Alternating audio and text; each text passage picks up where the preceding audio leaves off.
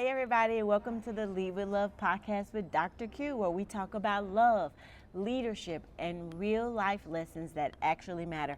This is the Dance Mom edition. Y'all are getting this live on the day that this episode 17 is going to drop. I had a busy week with the fortunate opportunity of welcoming some hopefully new students in the graduate program at UHCL in educational administration and leadership.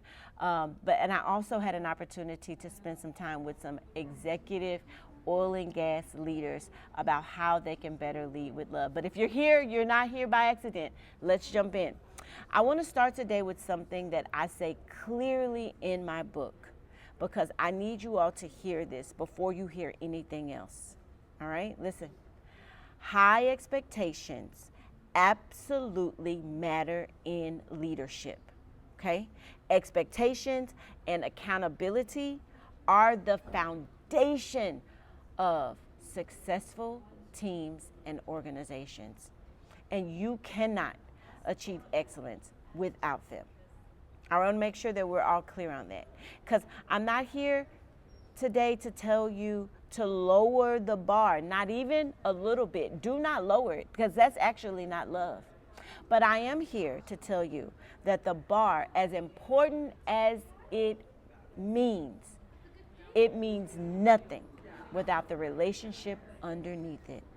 And the relationship is built on empathy, on genuinely trying to understand what someone is carrying before you pile on what you need them to carry for you.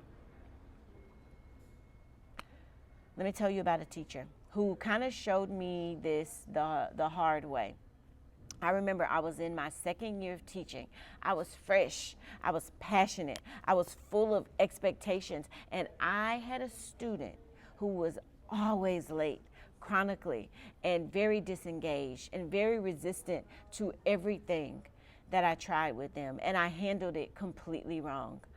I pushed, I called them out, I escalated, I doubled down on the expectation because I felt like that's what strong teachers did. I'm not gonna let you make it. You're not gonna run over me. And then one day, this student, she stayed after class and told me what was happening with her at home, what she was waking up to every single morning before she even got to me. And it was in that moment that my whole framework shifted. My expectation hadn't changed, but what I understood about what it cost her to even just show up every day, that changed everything for me. That is empathy before expectation. And today, we're closing out our Undo Your Tie deep dive with the principle that ties all 4 weeks together. And I promise you that by the end of this episode, you'll understand why empathy is not the enemy of high expectations. No, it is what makes high expectations possible. And you're going to learn 3 practical ways to show empathy without sacrificing your standards. And you'll carry into Q2's next season a question that will change how you see every single person on your team. Listen, I'm at a dance convention, so if it's loud, I do apologize. However, listen, leading with love cannot stop. Can't stop, won't stop. We will push through. All right, so here is one of the biggest myths, I think, about empathy in leadership, that it means, people think it means like lowering the bar or lowering your expectations. And I hear it from leaders that I coach. They say things like, well, if I show too much empathy, people are going to take advantage. Or if I extend too much grace, they'll stop taking the work seriously. Or I've even heard caring too much is going to make me soft. But let me be very direct with you. That is fear talking. That is not leadership. And you need to know that empathy is not lowering the standard at all. Empathy is understanding what someone needs in order to actually meet the standard. Those are very different things. One gives up on the person, but the other actually invest in them. And research backs this up. Studies consistently show that people who feel understood and valued by their leaders consistently outperform those who feel like cogs in a machine, like just dispensable. And this is not sometimes, consistently feel that way. And when people feel seen, they work harder, not because they're required to work harder, but because they want to work harder, because they believe the leader actually cares about them succeeding and not just about getting the result. They care about the person that is producing the result. According to the 2024 Work in America survey by the American Psychological Association, 9 out of 10 employees in the U.S. want their employer to value their emotional and psychological welfare. 9 out of 10, which means that the person sitting across from you in your next one-on-one, because you're going to have those one-on-ones, whatever their title is, whatever their performance level is, almost certainly 100% needs you, and they need to feel that you see them as human beings first. We're in the human business, y'all. And if they don't feel that, they will meet your expectation with minimum effort, with minimum required effort. Or, guess what? They'll quietly quit. They'll leave. And they're going to let everybody know why they left, because of you. Yep. It's the truth. So, let me try to make this a little bit more concrete, because empathy can sometimes feel like very abstract until you see it in action. And one of the things about empathy as a leader you have to know is that it's because it's not about you. Leadership isn't about you. And in my book, I talk about 3 different ways that empathy can show up in leadership. And I want to walk you through each one of those ways, okay? What does it look like? Well, the first thing is we've talked about active listening. And in Q1, that's all we talked about. But it comes back here again because empathy without listening is just performance, right? You're putting on for somebody. When someone comes to you, when they take the risk of being honest and vulnerable with you about what they're going through, your response in that moment, is not the whole thing. No, are you making eye contact? Are you present?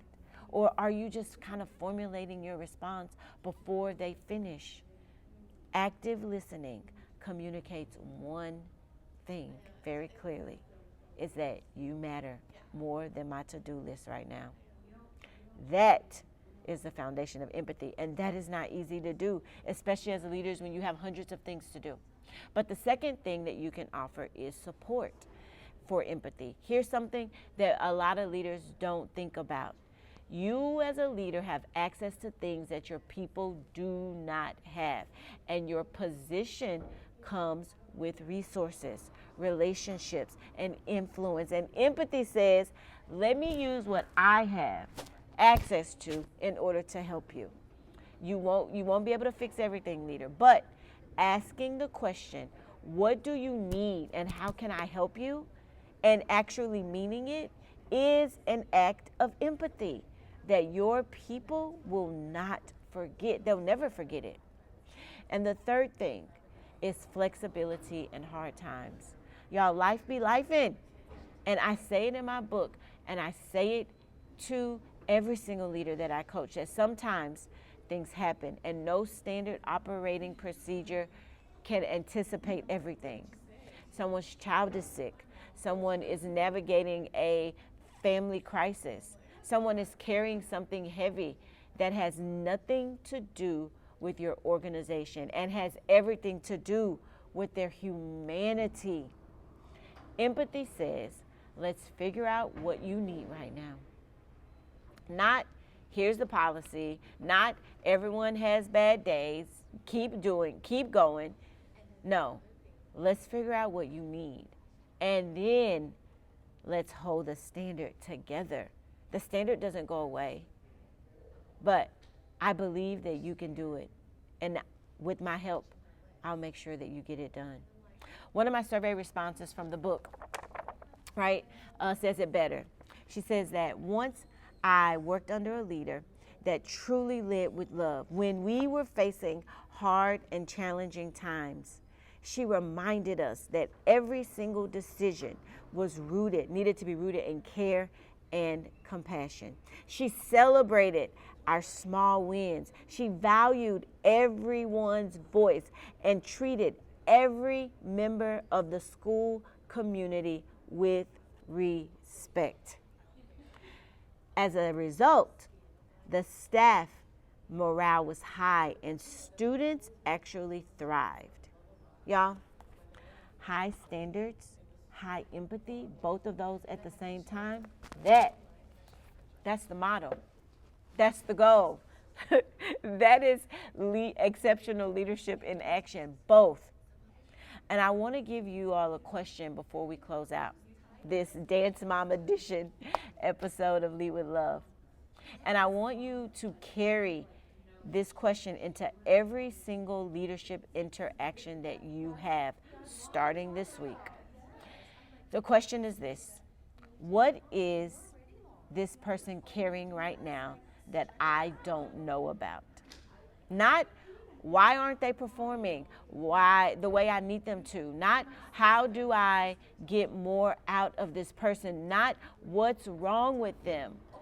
What are they carrying that I don't know about? Because in my experience, leading in schools, leading in organizations, coaching leaders across every sector, most performance problems are not talent. No, they're not talent problems. They are human problems. People who are exhausted, people who are scared, people who have never had a leader believe in them before, people who are doing the absolute best that they can with what they have in circumstances that you may not even fully see. That is my experience. And listen, you all, empathy asks the question first. It does not abandon the expectation, ever. It just refuses to enforce the expectation in a vacuum without understanding the person inside the role. You have to care about the human so that they can execute the expectation. As I close out this month and undo your tie, I want to say this: relationships before results, trust before task, support before systems, and empathy before expectations. And these 4 principles are not steps on a checklist. They are the way of seeing people you lead. That is how you see them fully as humans first. And from that, lead them to being their best. Listen, here's a hard punch for y'all. You can't demand a person's best effort without first seeing their full humanity. And expectations without empathy, it doesn't build excellence. No, it builds resentment. And resentful people don't bring you their best. They will bring you just enough to survive and not get in trouble and to get okay on their evaluations. But before I let you go, Lead with Love, 8 heart-centered strategies for exceptional leadership. It's available on Amazon. Chapter 2 is what we've been doing this last few weeks. Undo your tie. The full depth of everything that we covered this month is in chapter 2. And if Q2 is moving you, again, the book is going to take you deeper. So next week, we start a brand new season, and we're moving into the S in Just Care. Surrender success, or surrender for success. And I am starting it with one of the most honest confessions that I think I've made about my own leadership. Don't miss it, because y'all are not in this leadership. You're not here by yourself. I also am growing. And remember the student that I told you about at the top of this episode? The one that I handled all wrong before I stopped long enough to just listen. Of course, we still talk. Because when I finally showed up with empathy instead of just expectation, something shifted between us. She started showing up differently. Not because the expectation changed, because it didn't, but because she finally believed that I was for her and not just for her performance. And that is the power of empathy. It does not lower the bar, it puts a person under it who finally believes that they can clear it. Because with your help, they can clear anything.